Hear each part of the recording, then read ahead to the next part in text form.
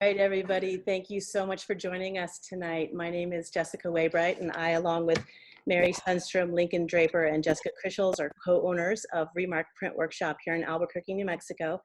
And we are so delighted to present this beautiful show for this month through October.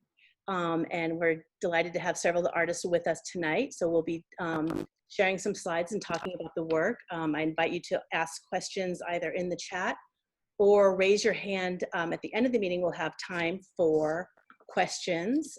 Where I am muting everybody again for security reasons. So please raise your hand if you have any questions. I mean, raise your hand electronically. You can do this, but I might not see you. So, or let me know if you have a question in the chat, and then I can turn your mic on so you can speak. All right, so Christine, did you want to start with a little introduction? Yeah, I would love to. And first off, I would love to add,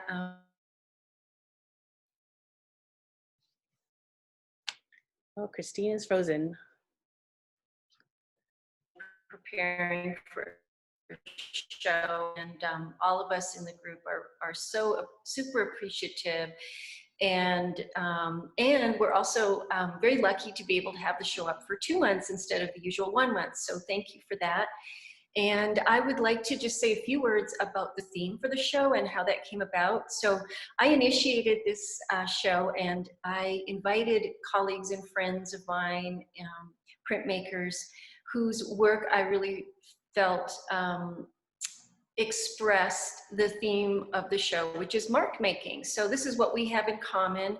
And even though all our work is very different from one another, and we draw our inspiration from different sources, and we have different printmaking techniques, I really feel that the show shines and illustrates what mark making can do. And I would encourage anyone who hasn't seen the show to please come by either Fridays or Saturdays, 10 a.m. to 6. COVID practices, of course. And I'm sitting in one of the galleries. There's 2 galleries. My work happens to be behind me, but I will try and move around a little bit as I'm talking. There's over 50 pieces of various sizes and printmaking styles and techniques. So again, I would encourage you to come see this beautiful work as it's here. So with that, I just want to read to you a little bit about the show. So there are 8 participating artists, and I would like to give a shout out to Krista Barrett, Chuck Lathrop, Suzanne Marshall, Trish Meyer, Mary Sundstrom Gramer, Dan Weldon, Pamela Weselek, and yours truly, Christine Herman.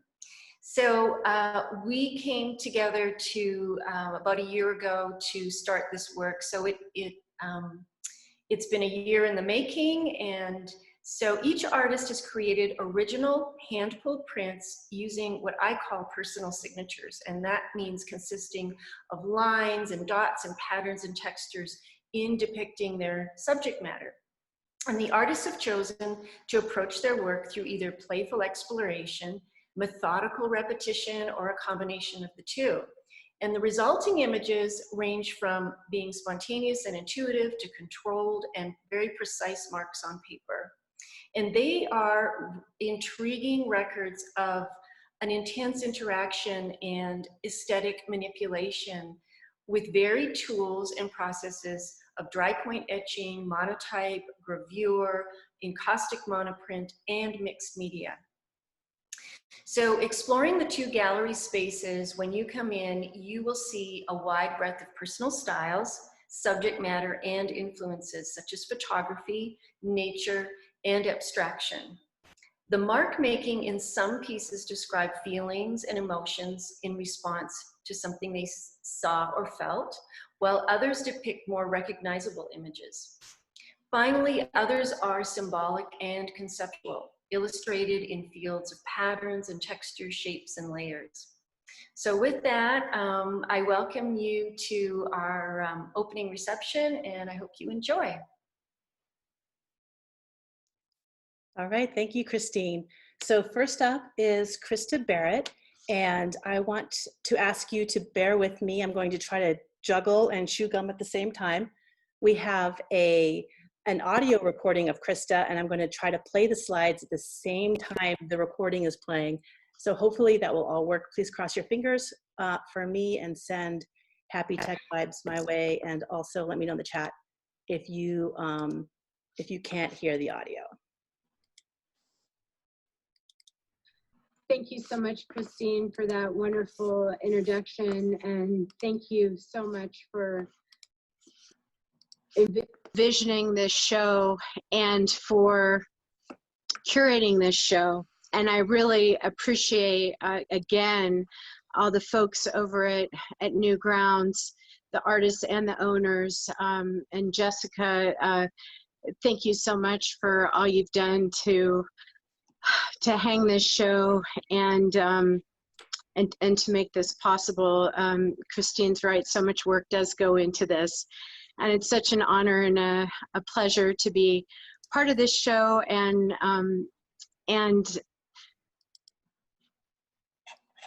being able to be a part of this group show with these wonderful artists.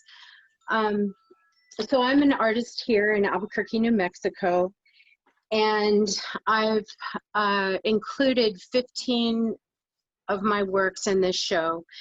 The first 5 are gravure and etchings, and then the last 10 are mixed media and encaustic works. And just to talk a little bit about my background, my mom is a landscape painter and my father does a lot of photography. So printmaking was a very, it was a medium that really drew me to it so that I could combine both of these types of processes. And it's been very rewarding for me, and my work has changed and evolved, and as I add different layerings and get more familiar with things over time. And art is really it's a playful and a meditative process for me. All my images start actually with my dreams, and I keep a dream journal, and I write down the scenes of my dreams, and then I do a brief sketch of my dreams when I wake up.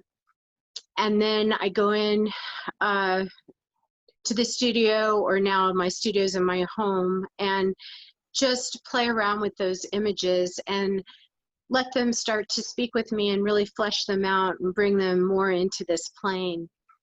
And as I do that, the images actually change a little bit, and there's some surprising things that happen. It seems like those images keep speaking to me in different ways as I'm working on them. And I just like to work on them with music, listening to music, and just, for me, it's a very feeling type of thing. So it's more, I just work on them until they feel finished, each one. And actually, I do multi-play images. So there's usually just one main image on each plate, and I combine a lot of times 3 plates together.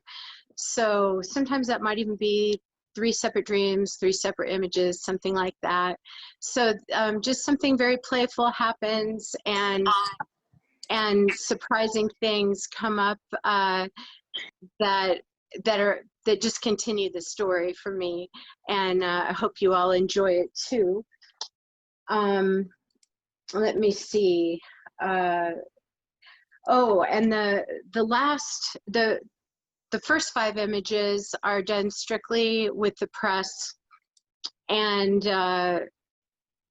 then the last 10 images I've digitally manipulated my prints, and then I've mounted them on wooden substrates, and then I treated myself to some encaustic pigments, and I've really fallen in love with the encaustic pigments and the beeswax, And so I've painted into the images with encaustic pigments and the beeswax and the resin. And then I also did a pour over the top of them just to give them a little extra dimension. So, anyway, that's kind of my process, and it continues to evolve. So thank you so much for letting me share my process and my images.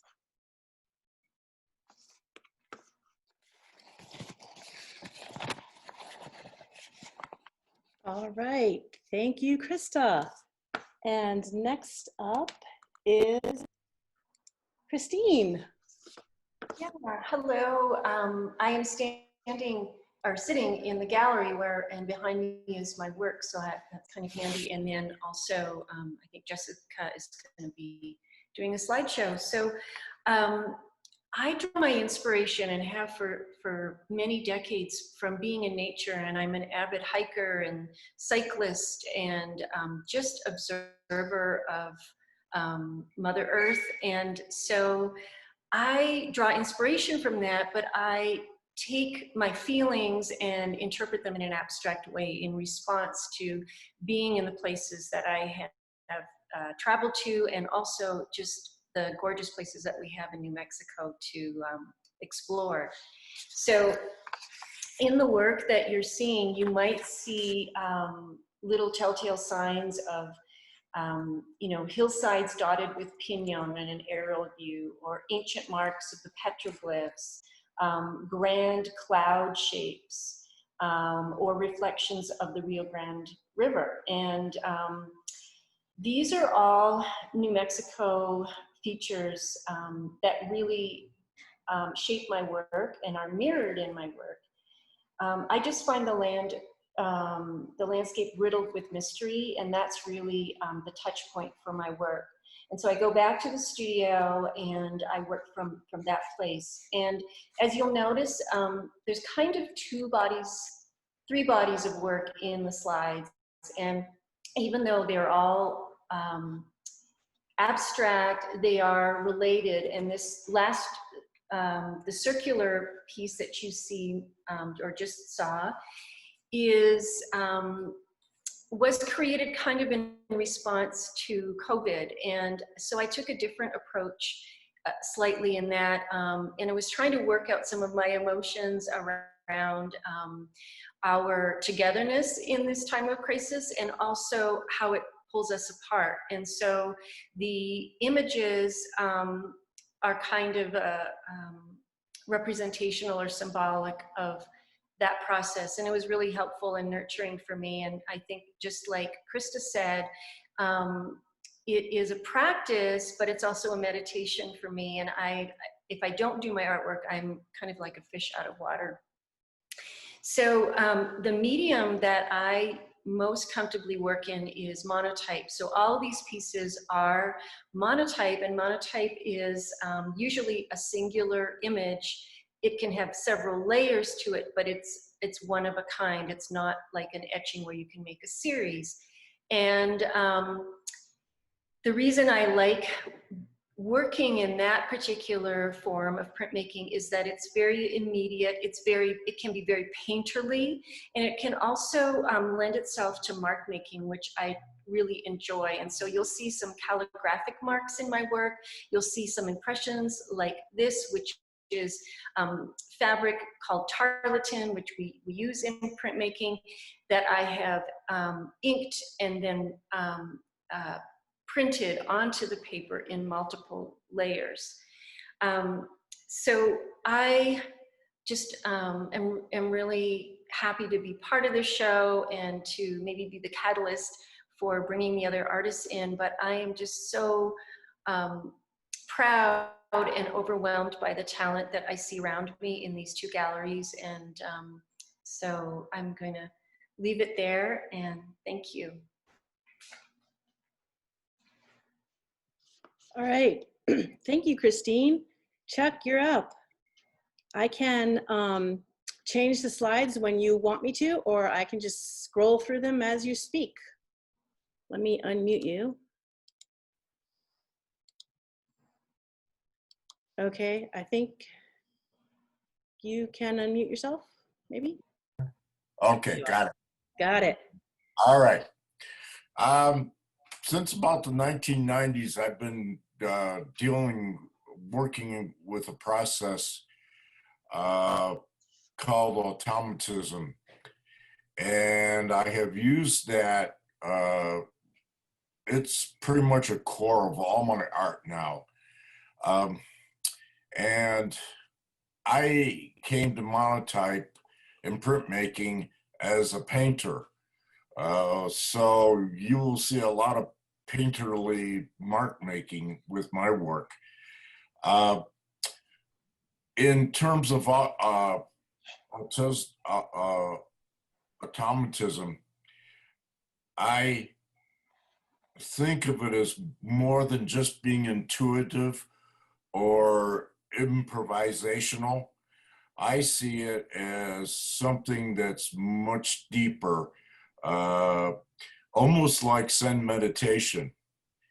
And I'm totally within my own little sphere, my own little world, if you want, when I'm working on these. With the monotypes, I use both. In these, I use both a trace monotype technique using various tools. Since the tools do not leave a mark, I'm essentially working blind. I also have a tendency to even close my eyes when I'm working. So I cannot see what the marks are that I'm making, especially in the initial mark making. For these, I did 6 pieces total. Started off with the initial mark making, the trace monotype, and then I took and working with a plate, painted on the plate, and then took and printed that. I left the ghost ink on the plate and added more ink for the next printing. So essentially, while you can't do a monotype in terms of a series, these are kind of serial because there's little traces of the previous pass through the press left on that gets onto the next print. So that's essentially how I work. I've had with these, excuse me if I start breaking up my voice, it's because I've got a cold. I'm hoping it's not COVID. So, but anyhow, and then I take, I either use brushes to apply the ink to the plate, or I also use old pieces of cut up mat board to spread the ink around. And that's pretty much how I do things. The titles to the pieces are, some of them are kind of nonsensical, and they're usually just titles that come to me at some point during the process of creating the print. And I'll leave it there. And thank you, Christine and Jessica, for putting this all together for us.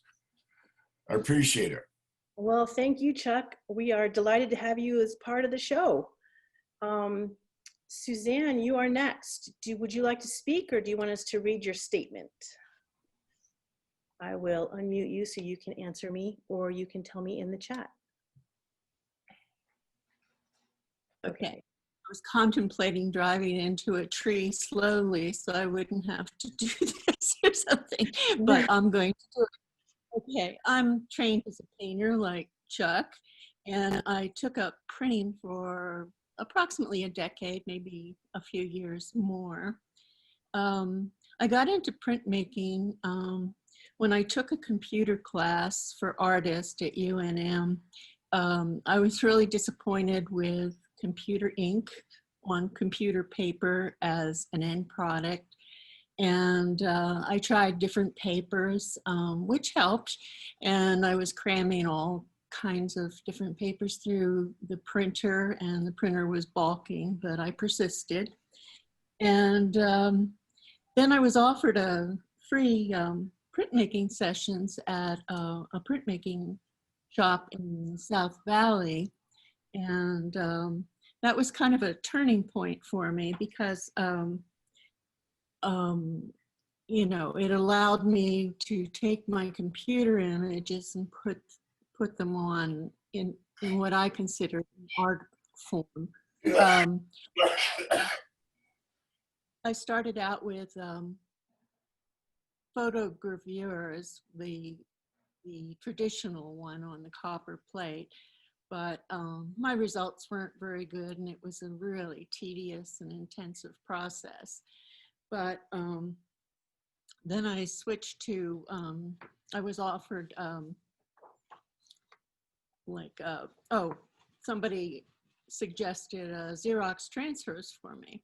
So I would make my images on the computer and scan objects, photographs, pictures of everything, and I would transfer them to Xerox. I put them in a Xerox machine and then transfer them to art paper. But the process, the traditional chemical, is acetone, which I wasn't thrilled with, so I used oil of wintergreen, which is a medic, which I always got sick every time I printed, so that wasn't much fun. But anyway, serendipitously, something came along. It was a commercial printing plate called a polymer photo plate. And when I found that, you know, that's when I really took off as far as printmaking goes. I still composed my images on the computer, and they were realistic for the most part, things from nature, things, you know, from the human world, whatever. And I put them together in various ways, but, you know, basically they were recognizable imagery.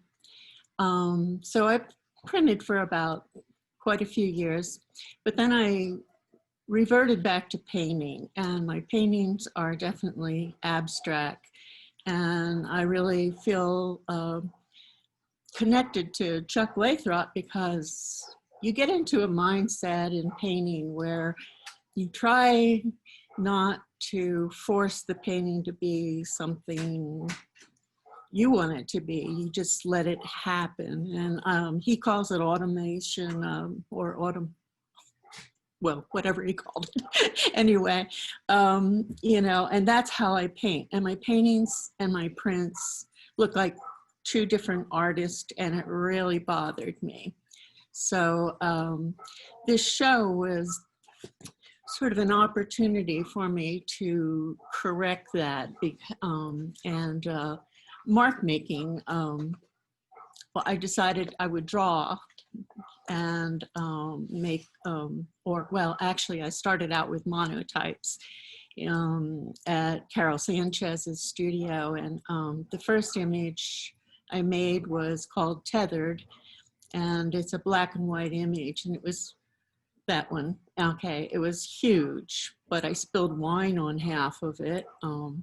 I was taking it home in my car, and I'd been to an opening, and they gave me the leftover wine, and it spilled all over my prints. But what I did was crop it, which is a much stronger image than the 22 by 30 was anyway. So I think this is one of my favorite images. And I was conscious of making marks because of the title of the show. I knew I was going to be in the show at this time. And then I had the problem with the COVID where my access to press was cut off at Harwood. And I recently joined Remark, and my first image was a monotype. It was called, I don't remember what it's called. Okay, it's the one that it's a monotype that looks like Mount Fuji. Okay, what's it called? In my mind, I think. And I just used rollers and Scott towels and little pieces of cardboard. And it's a monotype. And I used kitikata paper, which is a kind of a cheap Japanese paper. And it's not recommended for the ink I used, which was Akua. I think I used the Akua monoprint ink. And in the corner, there's a sheen collé of, it's a relief print, but it's actually a polymer photogravure that I rollered instead of, you know, taking the ink off the top. I left the ink on the top, and the grooves are what stayed white. So that was my first image that I made at Remark. And then I started back with polymer photo plates. But instead of using a computer or photos or any imagery, I just drew. And I was conscious of making all different kinds of marks. And I primarily use a pencil called Stabilo or Stabilo. I don't know if it gets a French pronunciation or not. It's a water-soluble pencil. And I also used India ink and, you know, just kind of a free-for-all, go-for-it kind of drawing. And I, you know, I just let it happen. It was when it looked like something that meant something to me, I stopped, you know, and I use razor blades, and sometimes I damage the Mylar and I would just Scotch tape over it and keep on going. This print, Buzz Home, is actually two of the prints. I found that it was stronger being combined as two. And I have a obsession or a fetish with paper. I worked in a paper store, and this is on the recommended paper for the water-based inks, but the other images are on can't even remember the name, but they're on a really expensive Japanese paper, which is, I don't know, it just looks better to me. It's very satiny, and anyway, that's, so the prints, I find abstract images, I mean, I think art is nonverbal, and that you really, if you're gonna talk about it and use words, it's kind of hard to, you know, talk about any kind of meaning or anything if it's nonverbal. I'm not a poet or a writer. And so these images, I guess they're in my head. They just come out. I try not to control them. You know, the normal human thing is to take control of what you're doing, but you try to stay in kind of a mindless state and just keep drawing until something wonderful happens. I just want to say Christine did a marvelous job under extreme circumstances with the COVID and being hacked and everything else. So this is a wonderful show, and I'm really proud to be part of it. And thank you for listening to my meanderings. Thank you. Thank you, Suzanne. All right, Trish, you're next. Do you want to cue the slide changes, or do you want me just to scroll through them? Let me unmute you. Yes. Okay, go ahead. Okay, can you hear me? Yep. Great, thank you. Yeah, I'll just cue you since I did mostly want to talk about the first few slides, and there's a few at the end. that are the in-process pictures. Anyone who knows me knows that I really love to experiment with printmaking. I try every different medium, and I also love to mix a lot of computer graphics, and I do calligraphy.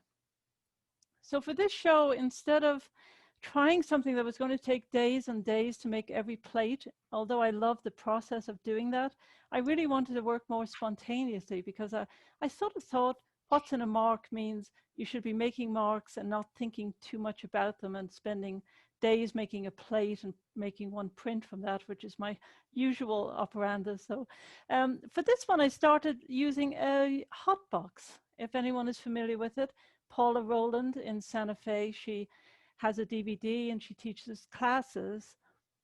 And the idea behind her hot box is you melt wax, encaustic wax, and then you print with it. You put Asian paper on top and you literally print it as if you're making a print by hand.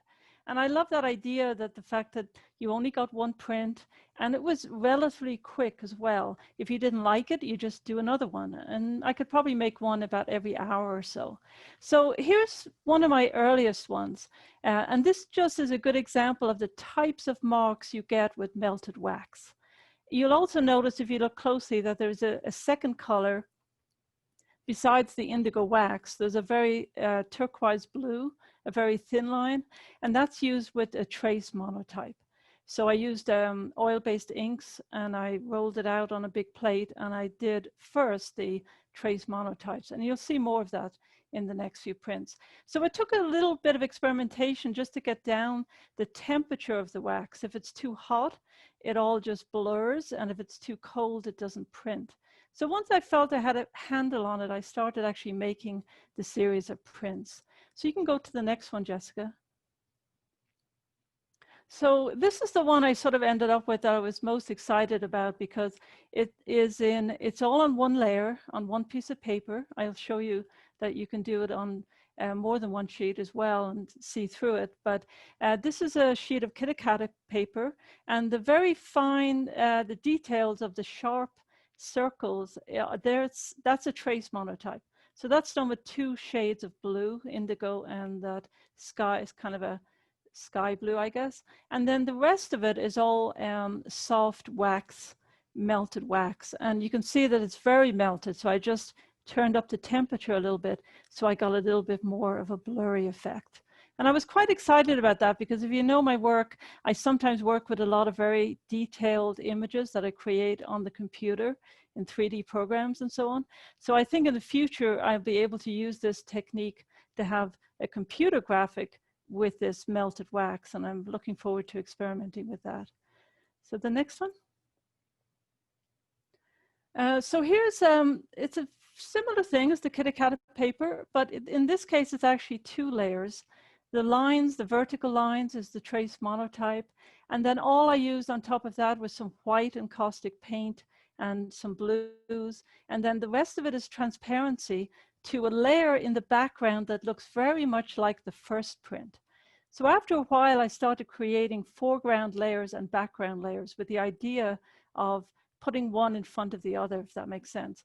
And sometimes I would change them around. I would decide, okay, I want to use this foreground layer with some other layer, or I would make a new background layer that fit more with what I had in mind.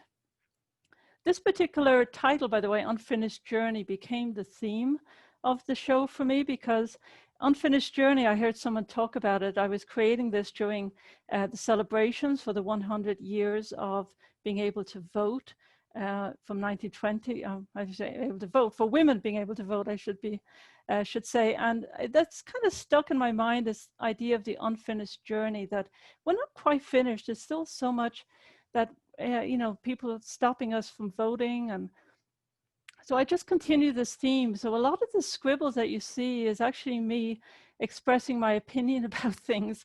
And I love the fact that when I print it, the wax is so blurry that, you know, even if you held it backwards up to a mirror, you'd have a hard time really reading what I was saying. But that became sort of a theme. So next.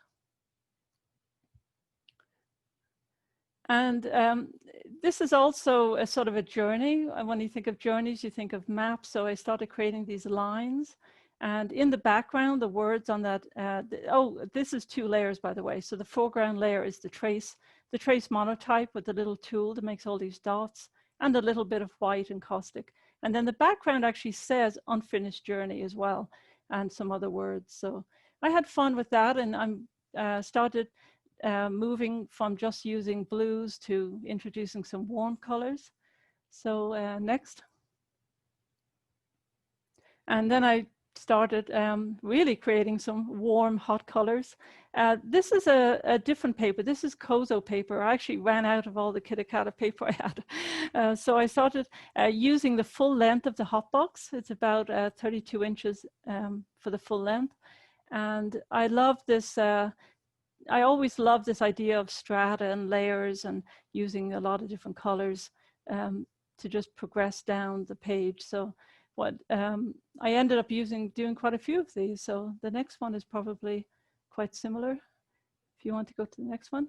Yes, this is again like playing with the heat of the wax. So I did a lot of calligraphy that you could actually read, but when you print it, depending on the temperature, it can get quite blurry. But I was really happy with how this sort of looked like writing, but also looked very abstract as well. So next. And this is another one that was also in the Sunset series. Next.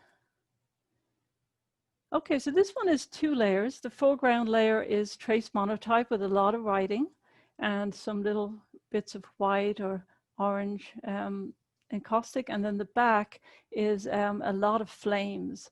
And this was done before all the wildfires. This was done in August. So the rising up actually refers to people rising up and having a voice and saying, you know, we want to be heard. So if you actually held the foreground layer up to a mirror, or you know, flipped it around, you probably could read a little bit of the Constitution and other words that kind of come to mind when I think about voting. You might hear from my accent, I'm an immigrant, so it took me a while to be able to vote, and I really value being able to do that. So next. So I thought some people might be interested in just knowing what a trace monotype would be created with. In this case, I would put my Kitakata paper on a big sheet, and that's my sky blue sort of color. These are oil-based things I get from England, from a company called Hawthorne. I really like them. They make really good trace monotypes. And I just created a little bit of a guideline. That was actually one of them where I did a lot of calligraphy over it, but I started with just a little squiggly line just so I could stay somewhat straight. My little elephants are my weight, so they're just holding the paper down so I can lift it up and see what I'm doing and put it back down again. So next. And then that's the effect after I'm finished. And funny enough, I just realized that the tool I'm using to do the writing, I used a gel pen, but then for the thicker lines, I used these vintage calligraphy pens called Payzance pens. And they were actually around in the 1920s. So they were actually designed by the guy who went on to form, a guy called Dick Blick, which you might know of, who went on to form the art supply company Blick. And because they were around, they're about 100 years old, I thought they were really appropriate to use for this series. Next. And then that's a close-up of what the trace monotype looked like before I added the wax. So it gives you a lot of detail, and the paper becomes a little bit more transparent once you add the wax as well. So next. And then that's what the wax looks like on the hot box when it's all sort of before I've printed. So I add a lot of color. I spend a lot of time moving the wax around. And you think you'd be able to make corrections, but funny enough, you really can't. You have to be quite decisive about what you're going to do, because once you start correcting, it's like you can see the edge of where you fix things. And what else can I, and the other thing I'd add is that I really felt it helped to leave some open spaces and just have some places that were just transparent paper. The paper I mostly use for these long ones is called Kozo. You can get it from Takish, Kozo, it's Thai Kozo, and I used like a half a sheet. They were nice big sheets. And I really felt they took the wax really well. The paper became quite transparent. In fact, some of these pieces would look wonderful, I think, hung in a window so you could see through it. It's almost like a pane glass. And I think that might be it.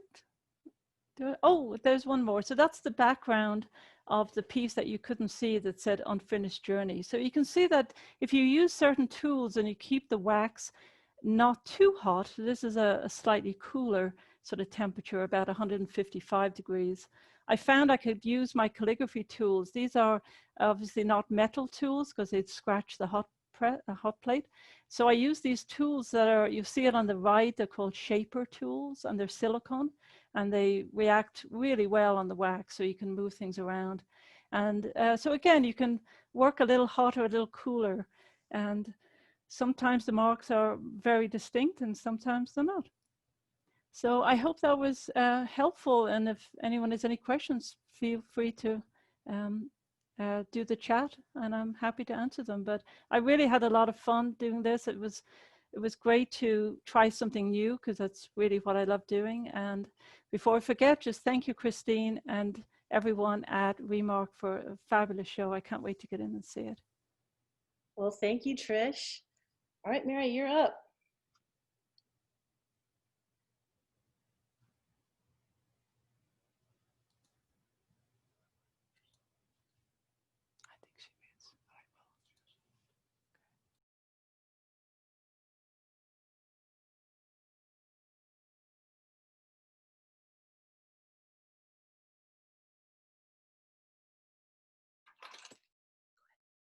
Hi, my name is Mary Sundstrom-Gramer, and I'm one of 4 co-owners of Remark Print Workshop.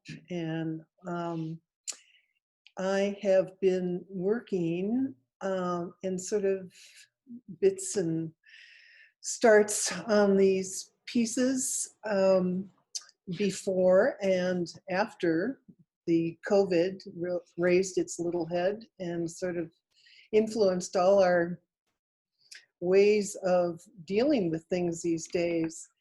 And so my pieces end up being sort of about finding equilibrium in my staying at home and how it's affecting things and socializing. As we scroll through these pieces, you'll see that they are made, first of all, with monotype watercolor monotypes, and I create these kind of fluid washes by applying watercolor to Yupo paper, allowing it to dry, and then running it through cutting it out and reconfiguring it with a damp paper.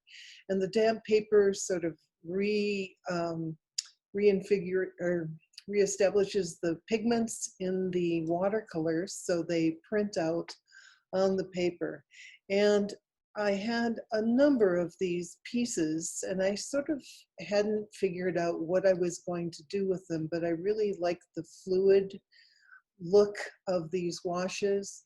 And in the meantime, last year I had gone to a show at the Los Angeles Museum of Modern Art of the work of Julie Moreto. And she is an American contemporary artist, and she does these huge canvases where she combines, I was especially responding to her prints, and she combines these wonderful dry point and intaglio marks with big colored marks, and it was just overwhelming. So as the COVID took a hold of our lives, and I was aware of this show and putting this together, I started making in dry point plates out of, and these are 22 by 22 inches and a little larger. And I would take these big pieces of acrylic and I would gouge into them with different tools to make different kinds of marks. And for those of you who know me, I also draw things very realistically. So this was my way of really getting out my marks and my feelings and emotions through this. So as I applied these marks to my prints, some of them I could not re-wet to use the damp paper with, so I ended up using transfer drawings on top of it. So each kind of mark has its own particular character, I find. So these are all about sort of tracing my path through this time of COVID. And it's hard to see unless you get close up, but different tools make different marks. So that's the basis of what I've done. And that's about it. All right, thank you, Mary. Next up, Pamela Wesselek.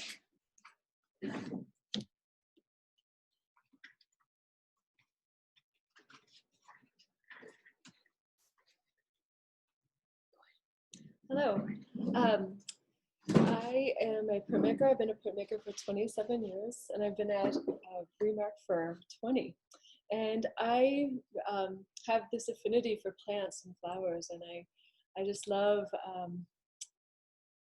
I love mark making, and I love looking very closely at the plants or specimens that I'm drawing, and I try and look very deeply into them. And I think that printmaking, the form of printmaking I use, which is intaglio etching, is a great way to capture the really fine, delicate curves and detail that make a plant exactly what it is. I draw most of my inspiration from nature, and nature can be on many levels. It can be you know, the things I find in my garden or on hikes, or it can be the sky or the inside of a body. Like it can have lots of different facets to it. So I have one piece that looks sort of intestinal, and I always think of that as kind of getting more scientific in the way I approach my imagery. But they all just come back around to enjoying that the closer we look, the more we can get from something. Like the scales on a butterfly, or just really looking deeply into the center of a flower and seeing something that you've never seen before. And like Queen Anne's lace, there's a little tiny black flower right in the center. It's just wonderful. So that's where I get my inspiration from. I work on copper, and I love copper as a medium. It's unforgiving and slightly forgiving sometimes, and great to work with. And I use oil-based inks, Charbonnel inks, and a lot of chine-collé, which is it means adding another piece of paper, sandwiching it in between the copper plate and your background paper when you're running it through the press, and it gives just a little more depth and color and expression to the whole piece. So I really enjoy doing that. That's about all I have to say about my work, and I enjoy questions afterwards if you have any. Thank you so much. All right, thank you, Pam. I'm gonna do some shuffling over here. Next up is Dan. I'm gonna ask you to unmute, Dan, and then you should be able to unmute yourself and talk to us. Is that working? That's working beautifully. Okay, so good. Hi, everybody. Dan, do you want me to scroll through randomly, or do you want to tell me when you want me to switch? You could do whatever you like, and then I'll try to fill in the blanks. Excellent. All right? And ask me questions anytime you want, because I don't have a prepared speech or anything ready, but I'd be very happy to try to explain what and why I do things. So, this is called a Highland Spring. It's probably a solar plate print. And my real concern when I'm trying to work is include the edges of this composition, because the edges of the composition is something that most people tend to avoid. Most people go more for the center. And so I tend to reach out to the edges and then go beyond, because I think that's where it's very important. Some of the works I create at home, and some I create while I'm on the road. This one happened to be created while I was in China, and it's a combination of a stone lithograph and a solar plate etching. And sometimes I mix media, whatever comes along. I don't subscribe to any one particular school of thinking in terms of saying a particular material school. It's whatever happens to be in front of me that tends to attract me at the moment. So being a very now person, if the stone is there, or if it's a piece of zinc, that's what I'll reach for. So another piece that was done in China, Garden Rhythm, I was very influenced by the pond of the frog pond and the sounds of the night that just kind of crept in. And being that it was very dark and I couldn't see what was making the sounds, it was very ominous and quite mysterious. And that's what influenced this composition here. Okay. Next one, please. Okay. What do we call it? What did I call this one? Being there. And this was a combination of a solar plate, which is when I'm using the solar plate, which in case anybody doesn't know, it's a polymer plate that can be approached in many different ways. I happen to like drawing. I think drawing is the foundation for all printmaking, painting also, but drawing with a pencil for me is probably one of the most important elements of creating my art anyway. And I usually use Stabilo pencils because it gives it the nicest tonal range, and it's also water soluble. And whether I work it directly on the plate or if I use a piece of acetate or a piece of glass, then I transfer that right onto the plate, expose it, and then develop it in water naturally. I don't use acid on the solar plates.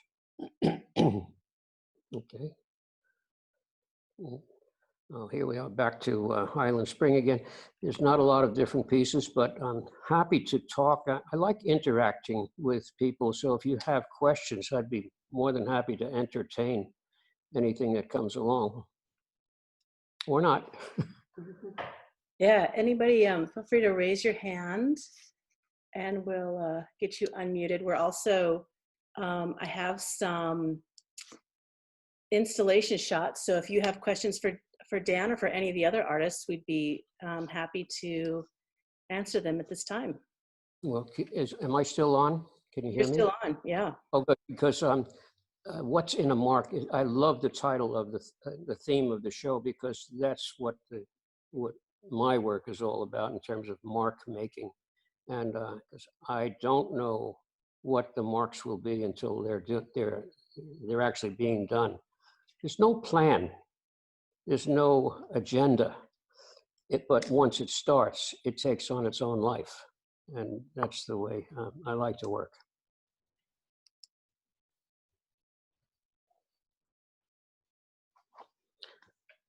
So I guess you can read everything up here, right?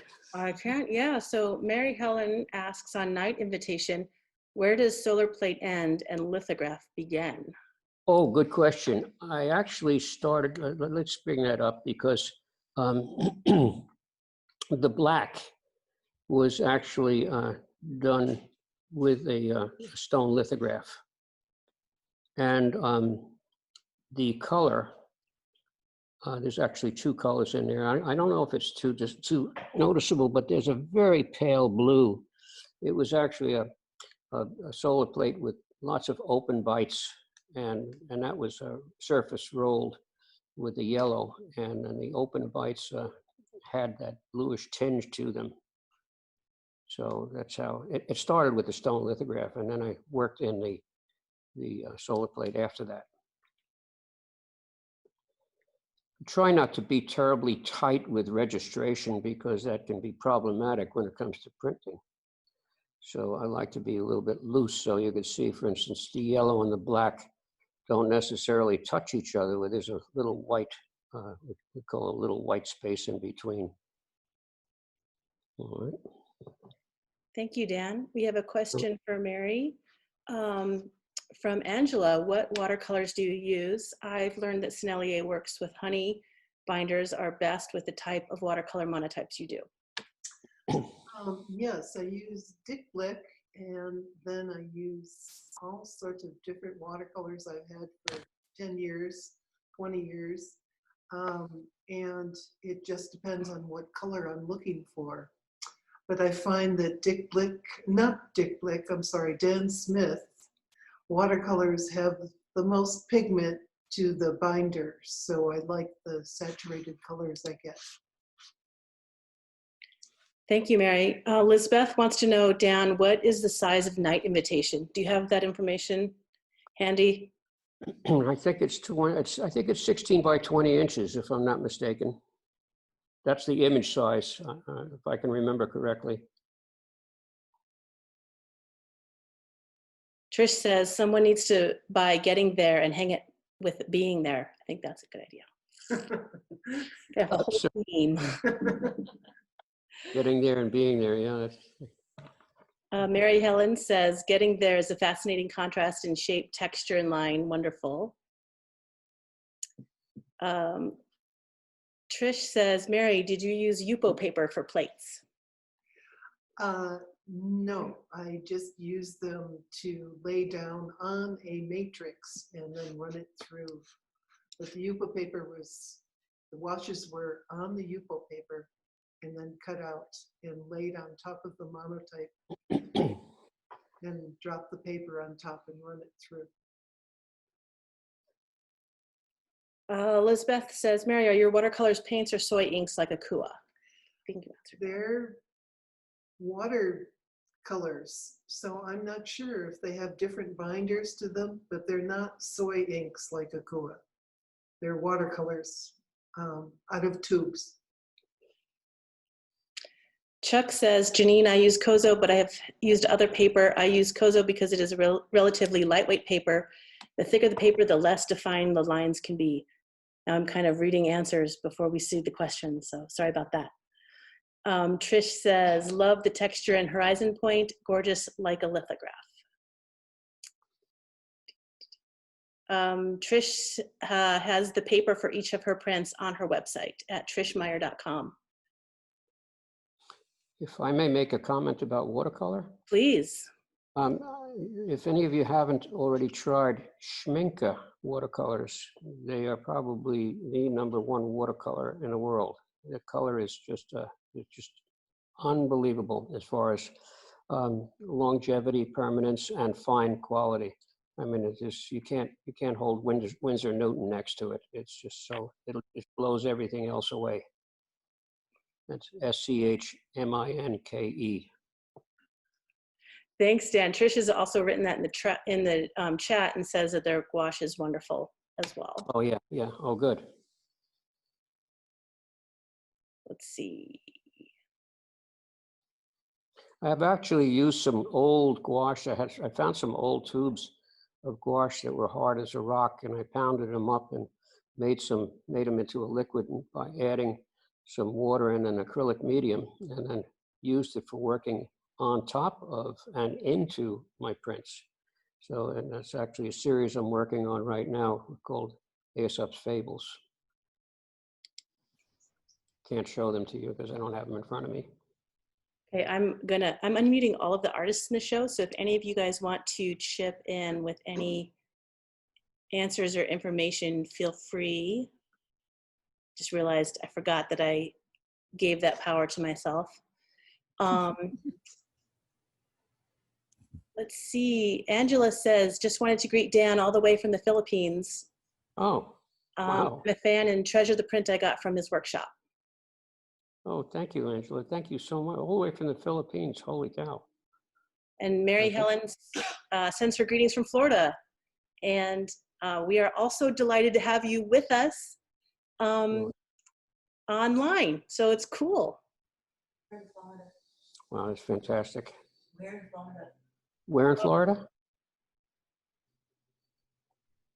Mary Helen, let us know where you're from in Florida. Doesn't have video. He's just Dawn calling. says she found the last piece of the artist who combined encaustic with calligraphy was exciting. Would she please explain her layers? I think that is you. Is that Trish or is that Krista? Click.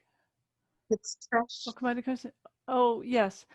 What I mean by layers is that simply there's two pieces of paper. The advantage of using wax is that it makes your paper quite translucent.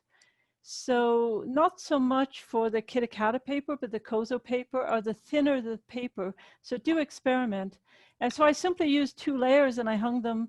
I didn't even glue them or stitch them together. All I did was hang them together, and they're framed at the top and the bottom. You might see it in the installation. So there's a little gap between it. And you could even, I could even in the future decide I like the background of and swap out the foreground and background layers. So do play around with the papers, because each paper will react a little differently to the wax. Thank you, Trish. Elizabeth is asking Dan for more workshops in Santa Barbara, California. Oh, gee, I'd love to go back. I would absolutely love, I really enjoy going to Santa Barbara. Actually, I love going everywhere, but I don't know what's going to be happening. I have no clue. And but where was the place in Santa Barbara that we did one? There was two places, or 3 maybe, or 4 actually. And Dawn says, thank you from Connecticut. And thank you to Connecticut, Dawn.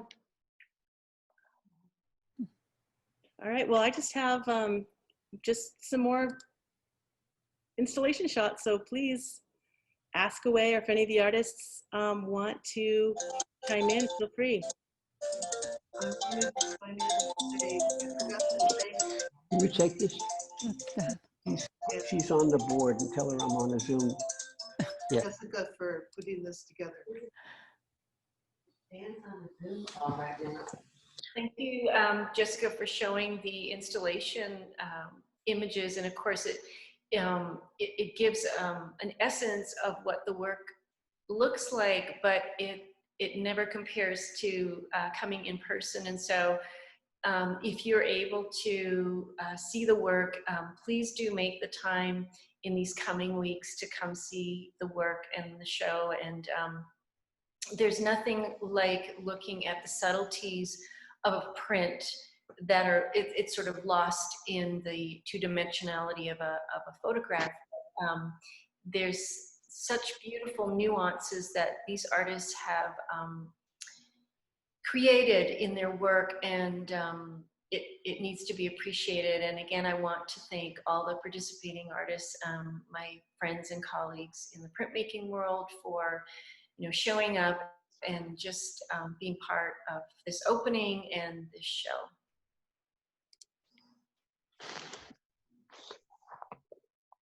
Thank you, Christine.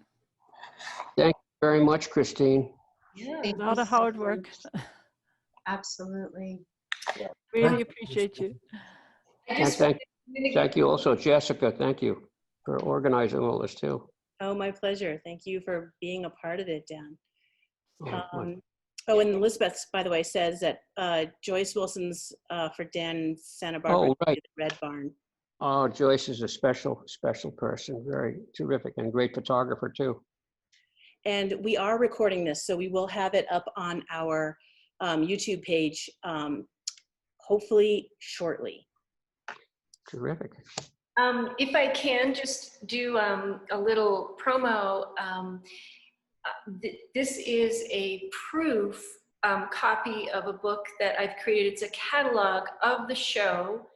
And if anyone is interested in learning more about how they can acquire that, it has, 4 images of each artist in the book and a description of the group show. So if you're interested, just contact Jessica, and then she can connect with me I put it together, but since I don't know all of you, and if you're interested and you can't come to the show, at least you can have a memento of the show. Christine, can you hold that up again? I didn't quite have my screen share ended in time. Yeah, there you go. So it's basically a soft cover. It comes in a hard cover too, but it is photographs of four of the works from each artist. Great. And Angela's asking if the catalog book will be available digitally. It will not, because I didn't make it with, I had to make it with a font that would be digitally compatible, and I haven't done that. So it is a really good suggestion, and I may go back, since I bought myself a proof so I could see it in real life, and now I'm going to make some changes. And so I think a digital copy costs something on Blurb. So Blurb is the company that produces the books, and I think they charge $4.99 for a digital copy, and then a soft cover might be around $35. So it's not inexpensive, but they do a really good job, and I've done a couple books like this with them and have been pleased.